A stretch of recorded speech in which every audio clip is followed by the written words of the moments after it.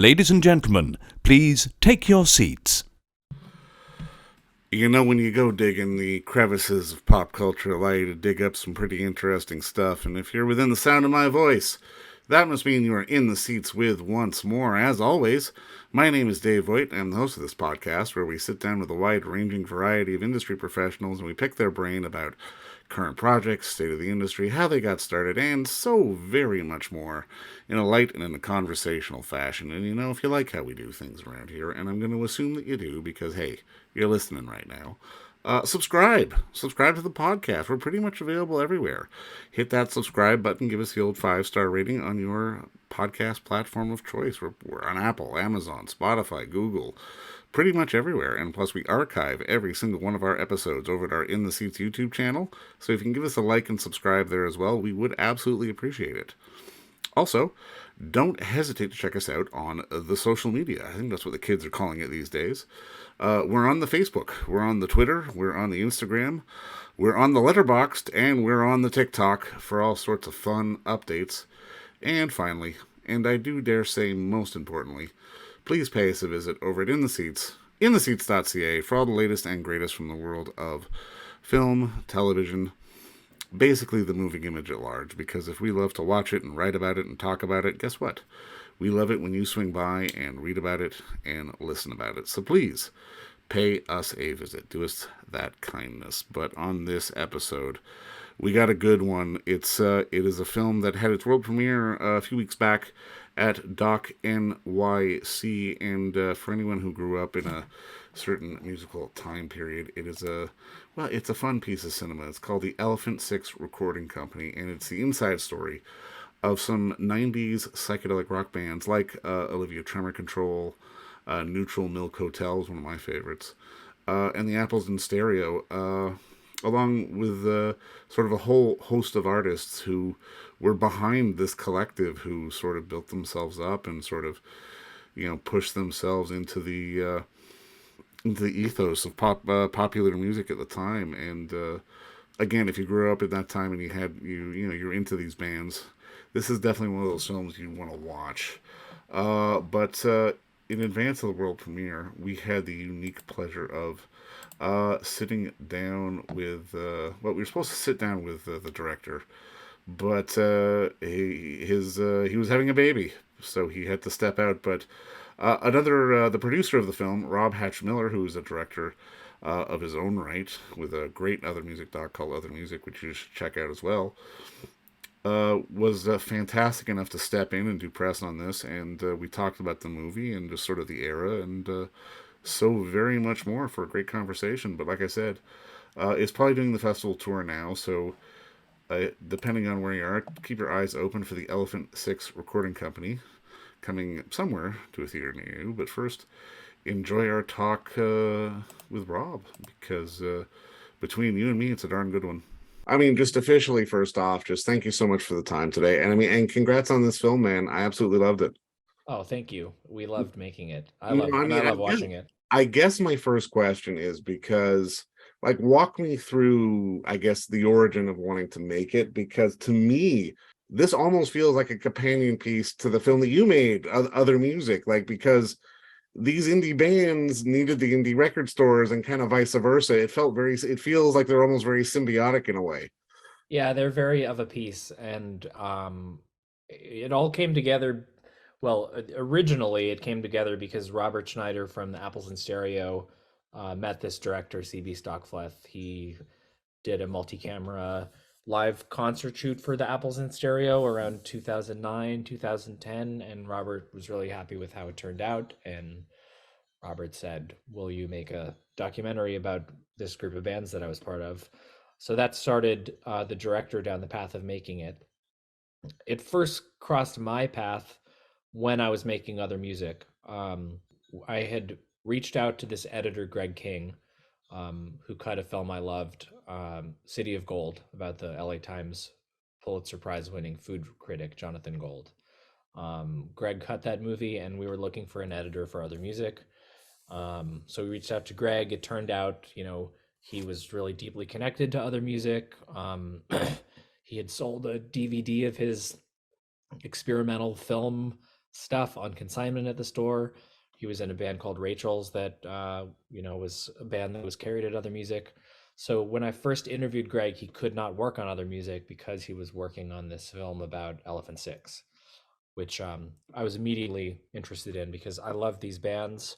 We already had footage of Apples in Stereo and Neutral Milk Hotel and Olivia Tremor Control, in fact, though it didn't get used for the Other Music documentary. So I was a big fan, and I was disappointed that Greg was unable to work on our film initially, but after a little while, he became available, started working on our film, and then he shared a cut of the Elephant Six film with me, and I just loved it. It was an earlier cut; it still needed a lot of trimming and other changes made, but it was really strong already at that point. And I kind of unofficially consulted with them a bit, tried to give them some edit notes and some suggestions. And then during the pandemic, when we were all stuck at home, the director reached out to me right around the time Other Music was supposed to come out in theaters and switch to a virtual cinema release. The director contacted me and said, I've never made a film before, and I think we could really use somebody on our team who has been through this and done all the festivals and publicity and music licensing and all that kind of stuff. So they brought me on. In the last 2 years, I've been helping them finish this project.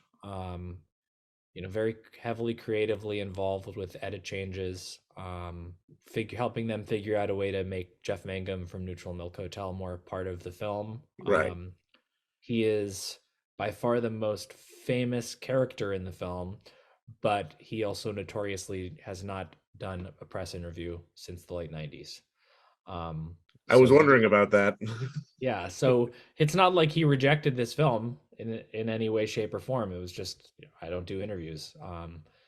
So he was very open to us finding what we could and making it part of the film. So that was one of my challenges, was helping them figure out what was out there as far as old radio interviews and bootleg concert footage where he's talking in between songs about things that might be relevant to the story, and making him an equal part of the movie. Because I think the first cut I saw, he was really not in it aside from a few of the songs. So making him part of it was really important to me. And so we just tried what we could and sent it to him and said, "What do you think, Jeff?" And he was like, "This is great. I love it. You can go for it." That's fantastic, man. No, I mean, I've got to imagine, just because, I mean, even in hearing about the story and just seeing everything with all these different bands, it must have felt like those earlier cuts must have felt like almost like an octopus with tentacles going in multiple different directions. I mean, on something like this, how do you sort of narrow it down or try to give it more focus? Because I had heard of Elephant Six, and I mean, I had heard like initially about sort of the idea behind it, but I didn't realize it was quite this expansive. Yeah, I think I was a huge fan of the bands and knew kind of the general idea of what it was, but I think I, truthfully looking back on it at that time, had no idea. I knew it was this group of bands from Athens, Georgia, but as it turns out, you learn from the film, they weren't from Athens, Georgia. They're from They're four childhood friends from Louisiana, three of whom moved to Athens, Georgia, but then all their music was actually recorded in Denver, Colorado. So the Athens thing, I think, has been a little blown out of proportion, but it's a hard thing to define. The movie starts off with the some of the members being asked what is Elephant Six, and even they can't say, because it wasn't really a record label. It's definitely not a band. It's just this sort of like loose knit. I can't think of any other like musical phenomenon like that, where they're like, it's almost like an artistic school, like the Dada movement or something. It's like, um that's more akin to what this is, because it's just a group of friends who kind of shared some similar aesthetics and made all this cool, creative, lo-fi home recorded music in the late 90s, influenced by, you know, everything from avant-garde music to, of course, like the Beatles and the Beach Boys and stuff like that. Well, I mean, that's the thing that kind of fascinates me too, because I mean, as an artistic movement, obviously, it feels like there's almost a bit of sly irony that, this music, which more or less was born out of the Midwest and Central America. I mean, the center of the United States, I mean, but it was, came to prominence in record stores in major urban centers, like via college radio and God knows what else. I mean, it's usually, it feels like it's the other way around. Like art would be coming from, Soho or this, that, or the other, and then expand out. It almost feels like things were happening in reverse with this movement. Right. This is like the college rock thing. It's not meet me in the bathroom. It's Yeah, exactly. you know, it's Athens, Georgia, though. REM and That's true. Yeah. Pylon and all that stuff. So I feel like things go in cycles with that, with the like LA bands sometimes, and then you get your Indiana bands come into prominence at other times. Why do you think it took so long for this cycle to be documented? I mean, is it just sort of that 20-year gap kind of thing where people need time to be able to reflect on it, so it's not sort of too soon in the moment? Yeah, I think it's I mean, if had there been an Elephant Six documentary at the time, I certainly would have watched it, but it would have been Felt a little too on the totally nose. different. Yeah, I think you need the time to sort of really digest what this meant to the time, and what the overall legacy is, because I think, you know, as you see in the film, it really did kind of like blow up out of proportion and get, Elephant Six was kind of, by the time I was working in a record store in New York City in 2002, it was kind of passe, you know. It was not the cool thing to be into anymore. That was like 4 years old at that point. So, there's been time for this music to have kind of that cycle of getting really popular and overexposed, and then kind of becoming uncool, and then Neutral Milk Hotel doing a huge reunion tour, and then maybe like if you look online now, like Neutral Milk Hotel is kind of treated like this meme joke band by people almost. It's people being like, well, that guy can't sing, and why is it so popular, and why is he obsessed with Anne Frank? Um, it just I think it is about time, everybody getting older, being able to look back and reflect on um, what this era in their life meant, and then of course also, with as with any documentary, it's just like there is no money, so you need all the time in the world to be able to physically achieve completing it. For sure. Yeah.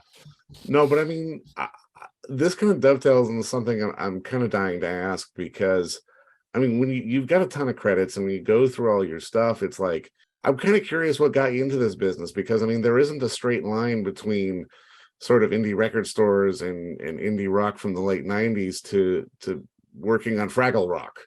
You know what I mean? Like, I'm kind of curious kind of what got you into the business.